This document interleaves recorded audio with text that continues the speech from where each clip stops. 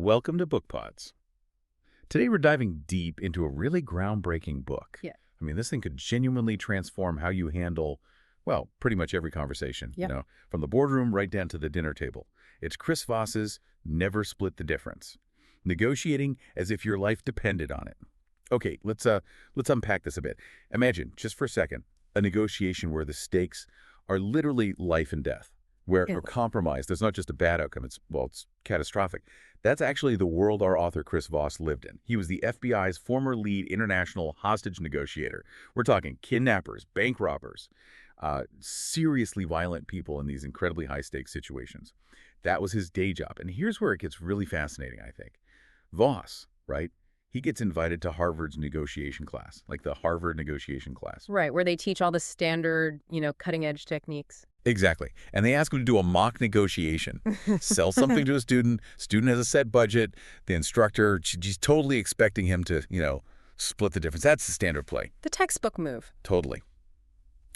But when they reveal the outcome, she apparently just bursts out laughing. Because Chris had gotten the student to willingly offer their entire budget. The whole thing. Wow. And get this, he did it again the very next day with a different student. So the big question is, how did he do it? How did he get these smart students armed with all the, rational strategies to just give him every dime they had? Not once, but twice. Yeah, and what's truly insightful here and what he really breaks down in the book is that Voss's methods, they went in a completely opposite direction to that traditional getting to yes or, win-win stuff. Why, though? What's wrong with win-win? Sounds good. Well, the reason, and this is so powerful, is that those conventional approaches often ignore the most crucial element, the actual human being sitting across the table. Yeah. You see, people, we're not purely rational robots, right? We're emotional, we're biased, we often make decisions that kind of defy logic. True. And Voss saw this. He recognized that emotions, not just the cold hard facts, are what really determine success or failure in a negotiation. His core idea, never splitting the difference, it isn't really about being stubborn or refusing to budge. Okay. It's this deeper insight that just compromising, just meeting in the middle, often leaves both people feeling a bit, shortchanged, like they left something on the table. Yeah. Voss's genius is showing us how to push past those initial demands, which are often superficial, to find like a third way. A third way. Yeah, a creative solution that genuinely satisfies both sides. It unlocks way more value than just splitting what you started with. So our mission in this deep dive is really to explore these, let's face it, counterintuitive tactics born from his FBI days and show you how you can actually apply them in your everyday life to get better outcomes without just, compromising away what you need. So it's not just about being nice or agreeable then. It's more strategic. It sounds like it leverages this fundamental human need we all have, right? Yeah. To feel understood. What's the psychological shift there? What happens when someone truly feels heard, especially when things are tense? Exactly, you've hit it. Voss calls this tactical empathy, and it's really the cornerstone of his whole approach. It's not about being soft, it's not about agreeing with them necessarily, it's about sincerely trying to understand your counterpart's situation, their feelings, their perspective, and then this is key, getting them to empathize with yours. Ah, okay, so it's a two-way street eventually. Precisely. Think of it maybe like a good therapy session. A patient is way less defensive, much more open to looking at things differently if they feel genuinely heard and understood first. That exact same principle works in negotiation, whether you're sorting out a conflict or just trying to get a better price on a car. Now, building that kind of empathy, it relies on some foundational techniques, and it starts with something deceptively simple: active listening. Right, listening. We all think we do it. We think we do. But active listening means really muting that internal voice, the one that's busy formulating your comeback or planning your next point while the other person is still talking. It means focusing 100% on them. It's a discipline, really, not just passively hearing words. Okay, that makes a lot of sense. We're off to just waiting for our turn to talk, aren't we? So if you're actively listening, what's the first, tactical tool Voss gives us? Okay, so the first big one is mirroring. It's simple, but honestly incredibly powerful. Mirroring, like copying their body language.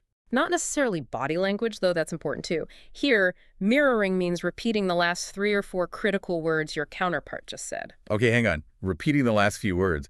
My first thought is, isn't that going to sound like super artificial? Or maybe even a bit like you're mocking them. How do you make that sound genuine? That's a really common reaction, and yeah, it's all in the delivery. You don't just parrot it back flatly. You say it with a gentle kind of upward inflection, almost like a question, but not quite. It's subtle. Okay. The magic, and it really is kind of magic, is that it subconsciously signals, hey, I'm listening, I'm like you. Yeah. It builds trust almost instantly. And it encourages them to elaborate, to say more, without you having to ask a direct question. Yeah. Can you give an example? Sure. Like if someone says, I just cannot believe it's going to be so unbelievably cold on Friday, your reply might just be, with that slight upward tone, unbelievably cold on Friday. And often they'll then feel this little nudge to explain why it's unbelievably cold for them. Maybe they have outdoor plans or their heating is broken. You get more information and they feel heard. It's not about agreeing, it's just an invitation to connect. So moving beyond just mirroring words, the next level is making them feel understood on an emotional level. This is where labeling emotions comes in. Labeling emotions, how does that work? You basically identify and gently vocalize the emotion you think the other person is feeling. But crucially, you do it with neutral sort of third-person phrases, things like, it seems like you, or it sounds like you, or it looks like you. Okay, can you walk us through an example of that, maybe from the book? Absolutely. Remember Susan, the pharmaceutical sales rep? She's dealing with the skeptical doctor, right? He's initially very cold, very dismissive. Yeah, I remember that one.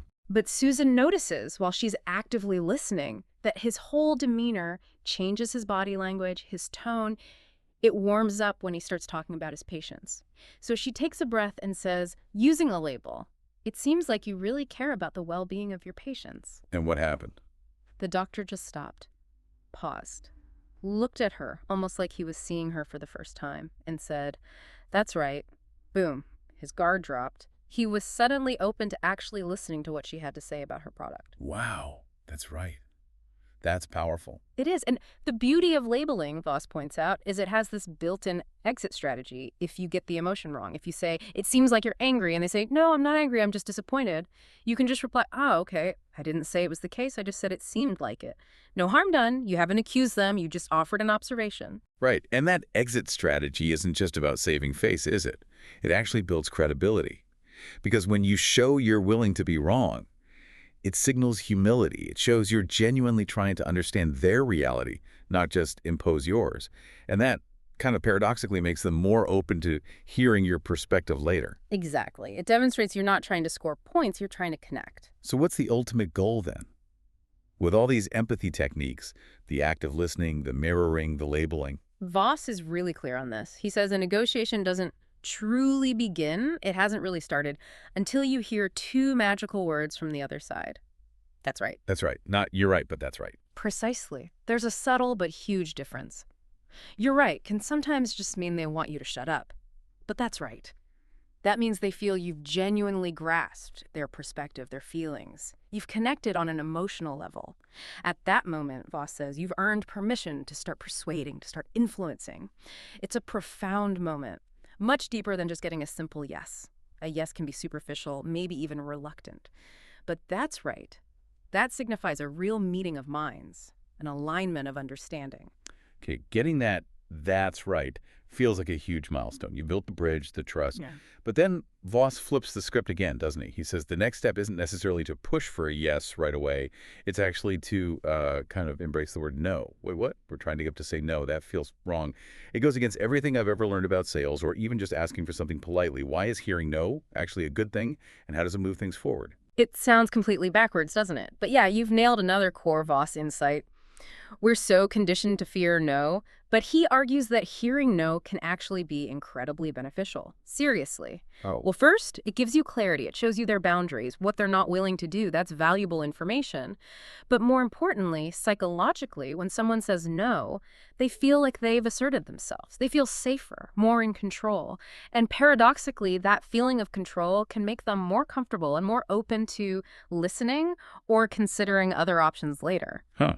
So letting them say no makes them feel powerful. Exactly. It gives them the feeling of autonomy. Voss even suggests sometimes deliberately asking questions designed to get a no early on minor points, like, is now a bad time to talk? If they say no, it's fine. They've already said no once, felt that control, and are often more receptive. It takes the pressure off and makes them less defensive for the bigger things. Okay, that's clever.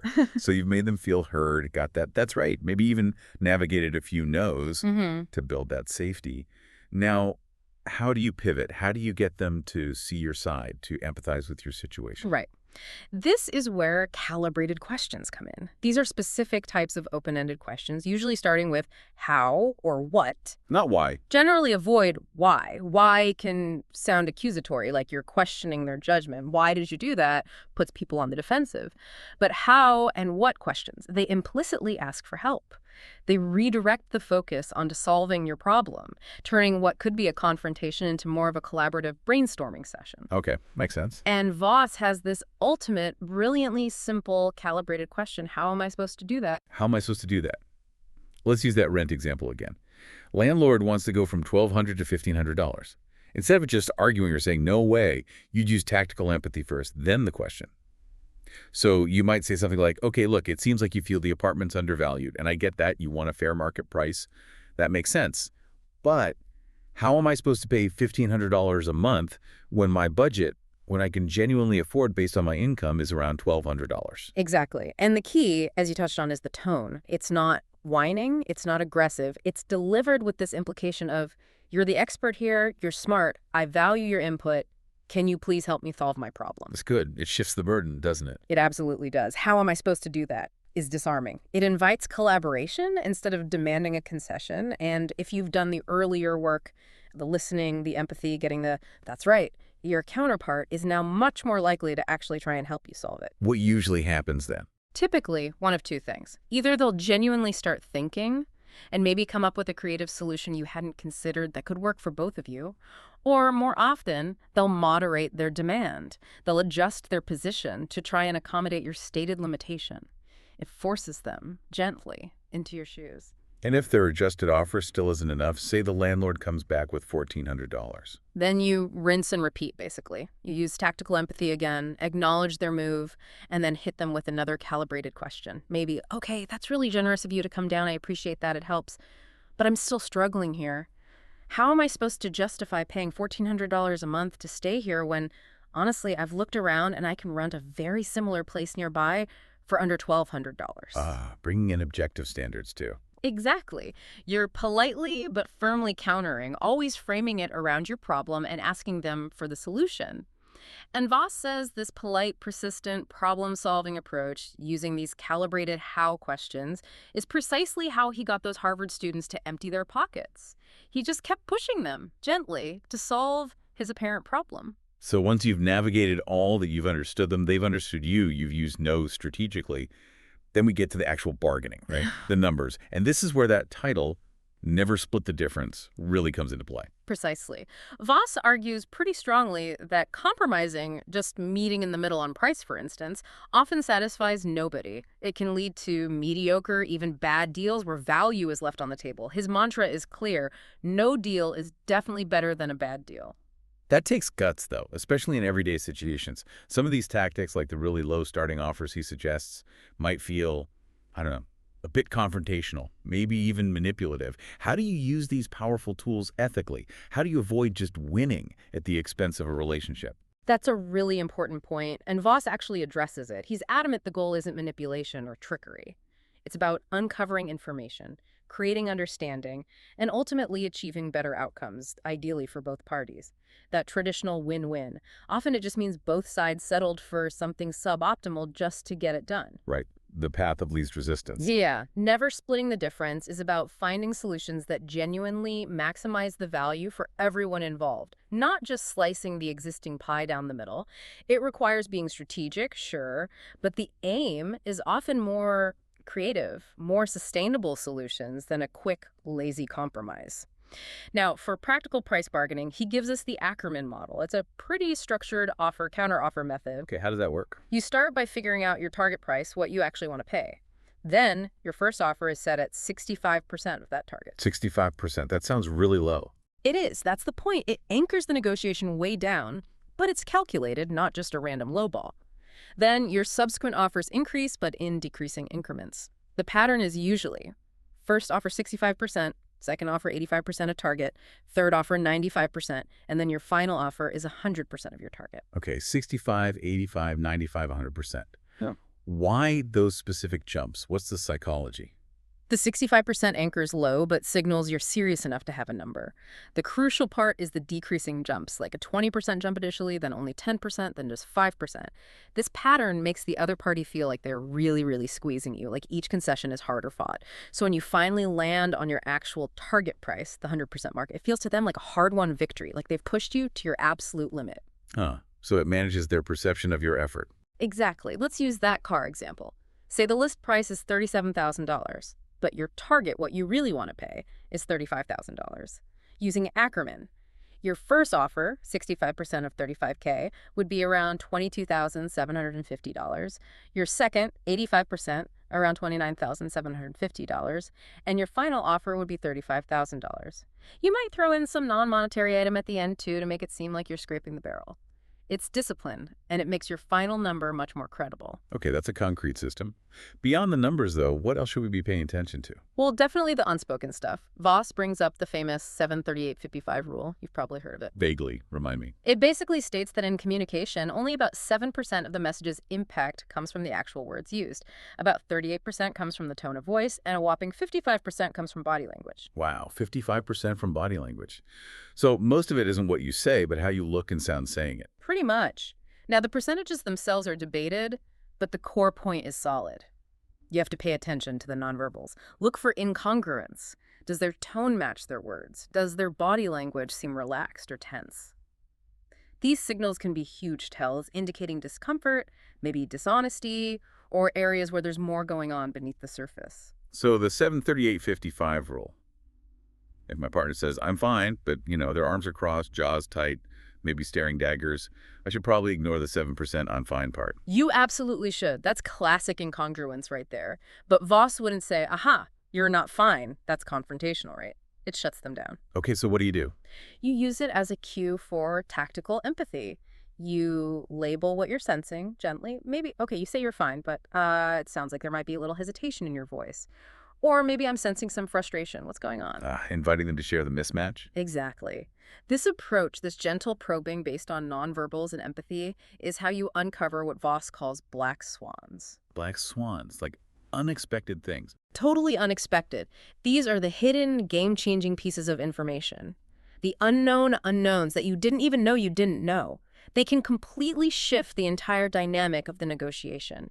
Being observant, building rapport, using labels and calibrated questions, that's how you create the space for these black swans to emerge. Can you think of an example, maybe not from the book, but generally? Sure.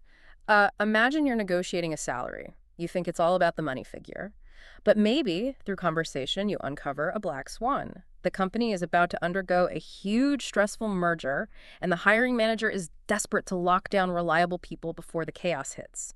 Suddenly, their need for stability and speed might be way more important than saving a few $1,000s on your salary. That changes everything about your leverage. That hidden piece of information changes the whole game. It's not just about the stated budget anymore. Precisely. That was maybe the real black swan in the Harvard case, too. Not just how much money the students had, but perhaps why they were so eager to perform well for the instructor or what hidden academic pressures they were under.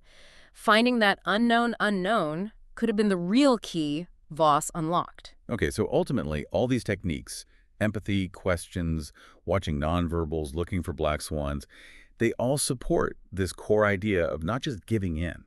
Which brings us to maybe the mindset needed. Voss talks about the ready-to-walk attitude. Yes, this is critical. It means really valuing your own needs and boundaries, right? And being genuinely prepared, like actually ready deep down to walk away from the deal if the terms don't meet your minimum acceptable criteria. Absolutely. Voss hammers his home.